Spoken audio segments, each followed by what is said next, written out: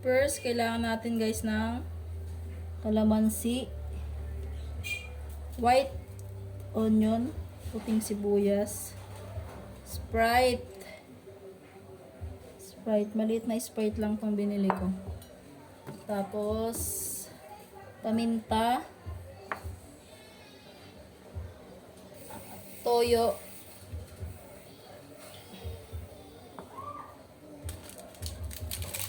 konting magic sarap, tapos, yung boyba natin, pork chop to. Pakita ko sa inyo kung paano gagawin. Una, ito malinis na to guys ha, malinis na. Titinidurin natin yan. Titinidurin. Tusok-tusok lang natin, laro na tong taba-taba na to. Yan. Kabilaan.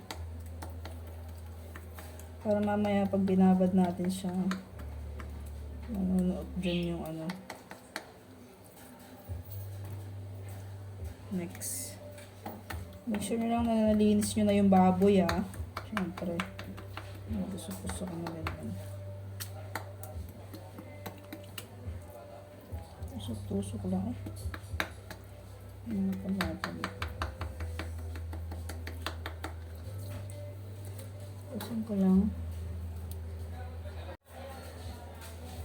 Ito na guys, natusok ko na to lahat. Bali, 6 pieces to na pork steak tuloy. Pork chop. 6 pieces na pork chop. Yan, ayan na lang natin. Buhos ko na tong una Sprite.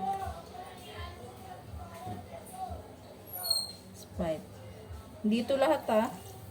Hindi ko to nilalahat. Yung tira syempre pwede mo na inumin. Ay! Ayan, may tira siya. Pero konti lang.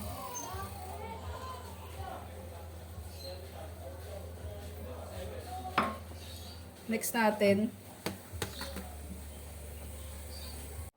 yung kalamansi. Nahiwa ko na mga 10 pieces to, mga 10 pieces ng kalamansi.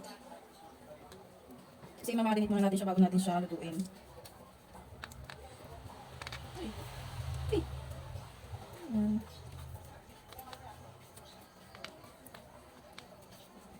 Make sure lang na malinis guys yung kamay niyo syempre. Pag magaganito. Nagluluto tayo. Isa sa paborito ito ng aking panganay, ang aking pork steak. By the way guys, may nag-request ito kaya niluto ko ngayon eh. Shout out kay Sir Robin. Sir Robin Trabalo. Siya ang nag-request nito ngayon. Kasi natikman niya ito eh. Pag lumilibot siya dito sa bahay. Kumpara namin siya ng aking asawa. Mix natin. Depende pa rin sa inyo kung ilang kalamansi lalagay nyo ha. Titikman nyo din kung gusto nyo mas maasim. Aray ko, namatag na ako. Next, lagyan na natin siya ng toyo. Again, tansya-tansya lang ako guys maglagay. Tansya-tansya. Next, paminta.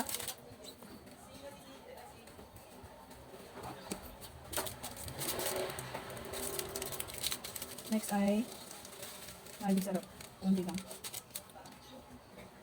Set aside natin. Maghihiwa tayo ng sibuyas. Lagyan natin yung sibuyas. Ito ano, nahugasan ko na yung kanina kasi pinaganahan natin ng baboy dito. Ito yung paring-paring na ano. Paring pero ang nilipis na maghiwa. Okay. Mas magaling kayo maghiwa ng ganito sa akin. Ano no? Parang paring. Lalagay ko na rin siya dito sa ating ano, marinade. Ano siya. Mas madaming sibuyas, mas masarap. Isa pa.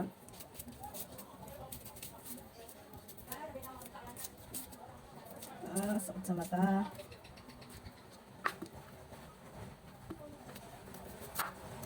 Kaya natugay sa bahay na. Kaya recipe ko lang po.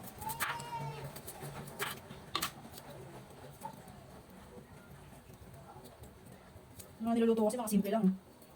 Pero masarap naman. Kung may request kayo guys, sa comment nyo lang. Try natin lutuin kung kaya ko. Kung kaya ng budget. Yan na siya guys. Ngayon, tuloy natin siya. Ito nakakasin. Saan ba ito ng sibuyas? Tuloy natin lang siya. Tuloy natin. Kaya natin tinusok-tusok kanina natin ito. Ayan, para mas masip-sip. Ano natin, pork chop natin yung ano. Yung mga marinate natin. Yung mga palasa na yan. Ngayon, tatakpan muna natin siya.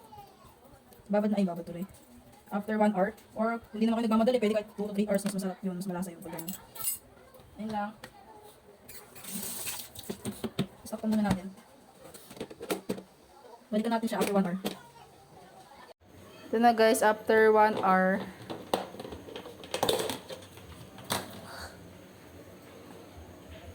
Pipirito muna natin siya. Painit na tayo ng kawali. Painit tayo ng mantika.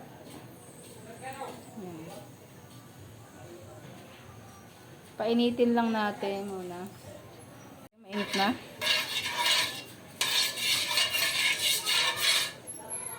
Na guys, wala tayo dito. Pipirito muna natin siya mga 1 to 3 minutes. 3 minutes? 3 minutes each side.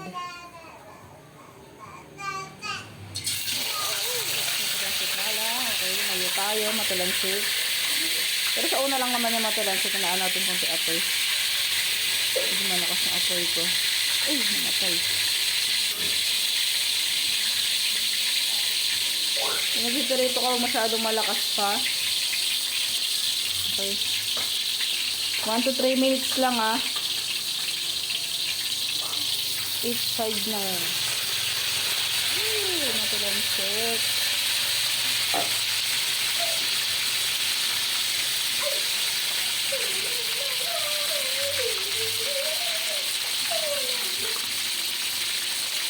Nabaliktad ko na. Konting pirito lang sa lahat. Kasi ano pa naman natin yun Papakuluan pa natin dun sa ano. Ito natira ng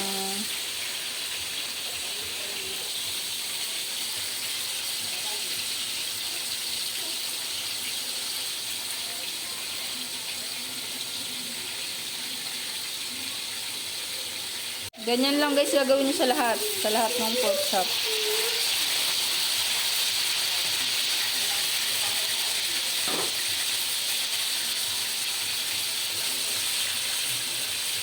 Nandito lang kayo sa tabi ko. Ang bango niya. So guys, napirito ko na siya lahat. Then, next na natin to. Unahin natin itong mga sibuyas. Lalagay natin dun. Okay. Yung kawali lang, ayan yung pangpapasarap dyan, yung kawali. May sabaw na yan, hindi yan pure mantika.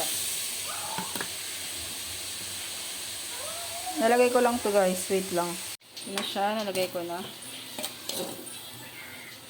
Gusto lang natin yan. Hanggang mag-caramelize yung sibuyas.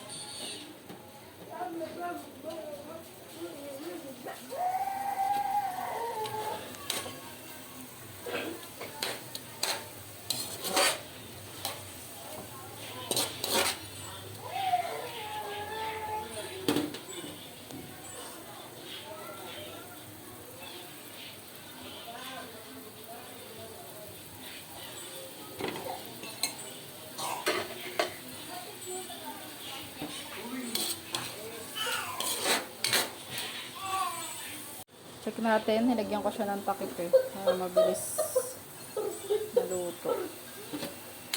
Yung sibuyas. Sarap ng sibuyas niyan guys. Yung pala 3 na yung binili ko.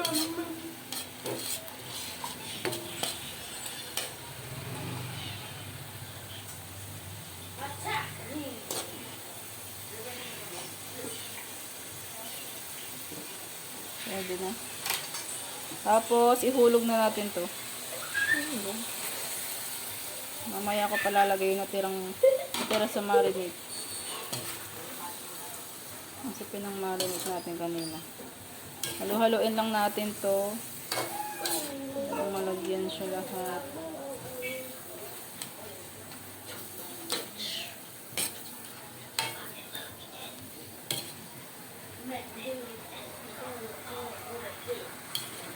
Papalambutin lang natin yan.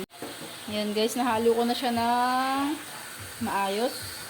Tapos ilagyan na natin to. Ito. Natin. Para naman butya. Tapos ito lagyan natin ito ng tubig.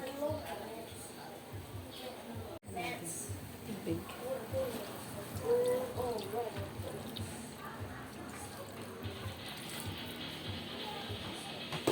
Konti lang yan guys kasi ano pa yan eh. Ma-absorb pa yung tubig na yan. Mawawala pa yan mamaya.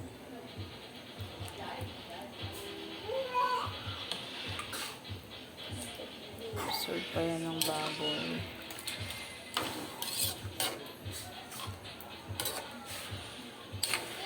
Pakuluan lang natin.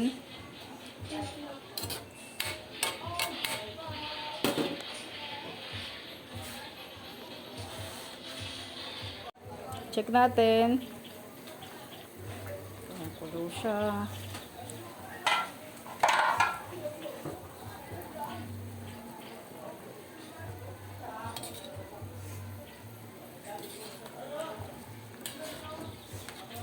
Kung gusto nyo na tuyot yung sabaw, okay lang naman. Kasi yung anak ko gusto niya may ano eh, madaming sabaw. Sinigang na lang kaya, no? Charot lang. Gusto niya yung ganyan. Yung masabaw-sabaw yung ano. Timplahan pa natin yan. Hindi ko pa tinitimplahan. I mean, ilalasahan pala. Lasahan muna natin. Tignan nyo kung kulang pa ba sa kalamansi. Nagkulang ba sa toyo.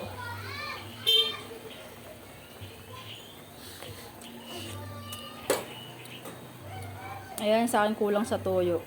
Pero pakuluin muna natin siya ng pakuluin. Bago tayo magdagdag.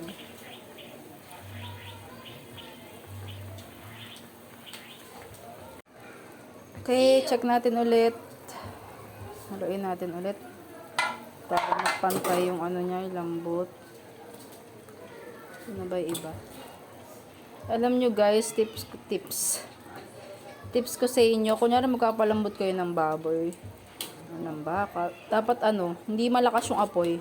Kaya lang na kumulo ng kumulo, kahit may lang siya, sa sa mahinang apoy. Ayan, sa mahinang apoy lang siya. Kasi mas mabilis siyang lumambot. Mas masarap pag hindi minamadali. Alam nyo naman yan guys. Lalo sa mga nanay na katulad ko, alam nyo. Pag nagmamadali tayo magluto, mas dun hindi napapasarap. Diba? Ganyan lang. Kumbaga bayad at matuto tayo mag-antay, ganon. Hindi lahat ng bagay na mamadali.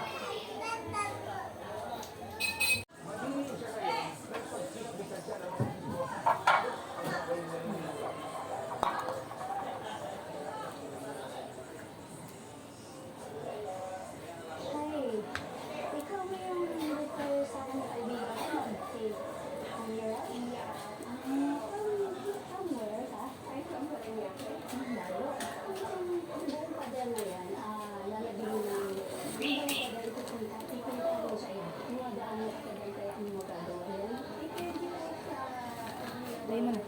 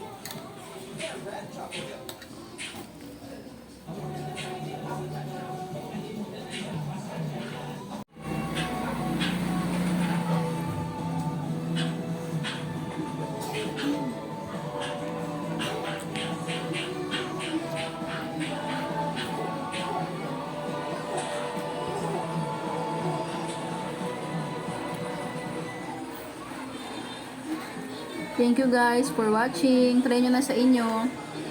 Pork steak na may Sprite. Thank you.